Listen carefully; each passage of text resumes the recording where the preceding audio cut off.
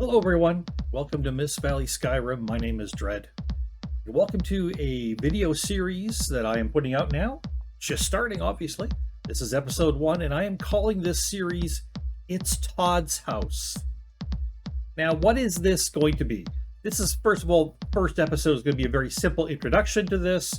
Going forward, we'll see what each episode ends up being going forward. This specifically may be for some of you who are learning how to mod Skyrim yourself, or are interested in getting to learn how to mod Skyrim yourself, or have done some modding but want to learn a few other things about it. It's going to appeal probably to people specifically who want to mod Skyrim AE, the Anniversary Edition, and also will appeal to people who want to learn how to mod Skyrim that is installed in a stock game folder or root game folder, whatever you want to call it. The folder I have Skyrim installed in is called stock game.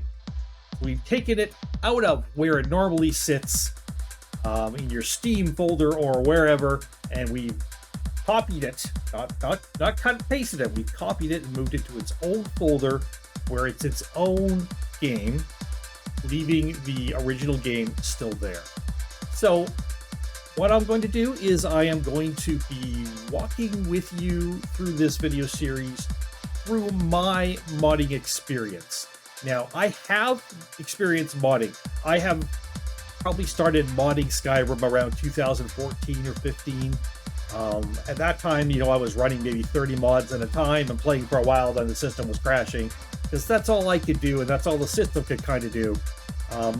I'm not an expert modder, so I am going to talk to you in ways that help those of you who are not expert modders to make sense of this, hopefully. And if I don't, hit me up with questions, tell me to slow down, tell me to re-explain something. I will try to be as helpful as I can. The main thing we're doing right now, because I've had a couple of modding attempts that have failed and they've been actually really good learning experiences for me. So, and I got no guarantee that as I walk through this video series, my modding attempts may not cause a fatal error, a massive crash, and fail, and I have to restart. If that happens, it happens. That's Skyrim. Now, some of you are just going to be like, oh, get good. Yeah, I've side mod Skyrim with like 400 million mods, and I'm perfect. Yeah, well, this is not for you, so fuck off. This is for the average folk like me, okay? Because there's lots of you out there. I know when I tried to start modding with my Skyrim AE in a stock game folder, I had a ton of questions that I had the dickens of a time finding. And I had to find them out myself through a hell of a lot of research, because people aren't all that helpful out there, really, when it comes to Skyrim modding. Most people aren't. And also, the questions I was specifically Googling and asking was not getting the right response to them at all. When you have a stock game folder, people, when you have EXEs, other than the actual Skyrim itself, you have EXEs like Loot, like Body Slide, like these kind of programs that are running out of your game, off of your stock game folder, and off of your new Skyrim, basically, because it's your new copy of Skyrim. The issues you run into are some of those programs and those EXEs are set up to look for specific folders in the Skyrim game that now are in a different spot, and they can't find them. And you have to know what folder was it looking for, where is the folder now, and how within each of these programs do I change it so it finds it.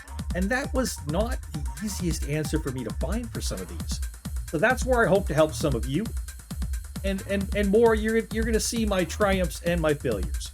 So this is going to be a video series going forward. It's called It's Todd's House because when it comes to modding, here's my new motto. And I just came up with this tonight, honest to God. It's Todd's house, but everyone who enters gets a hammer.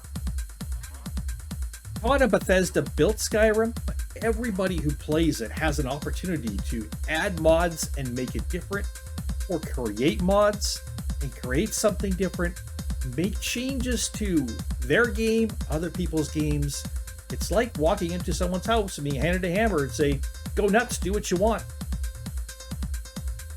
It's amazing. So yes, I will be modding Skyrim AE. I will be modding it from a stock game folder. And we will be talking going forward on further episodes about things you may need to know, and things I may still be discovering about how to do this. I will tell you, let you in on the secret right now, because this right here is Scimitar Gaming, who has, and I will link this down below, a huge walkthrough. A massively involved walkthrough, and I am using this. I am going to be using this as much as I possibly can, but I'm also not using it all because it doesn't apply to AE, it applies to SE before that, before AE was out. There is going to be a lot of changes from it, and it's not always specific. It gives you a lot of options, but there's some really good things in here to follow. I would encourage you, if you're modding, to check out this link to scimitargaming.com. Is Skyrim modding Ultimate Skyrim SE Ultimate Modding Guide. It is really quite excellent. And does it say when it was put up here? It does not, but I think it was put up before Skyrim AE came out. So if you're modding AE like I am, there will be some differences. And I will be going through things that I differ from with this. A lot of it's just mod choices. A lot of it's because there are newer mods that do similar things or better things or similar things better. But this is an excellent, excellent resource that I will be making use of and availing myself of, very much so. And in the meantime, in between time, hey, it's Todd's house, episode 1. My name is Dread. This is Mist-Valley Skyrim.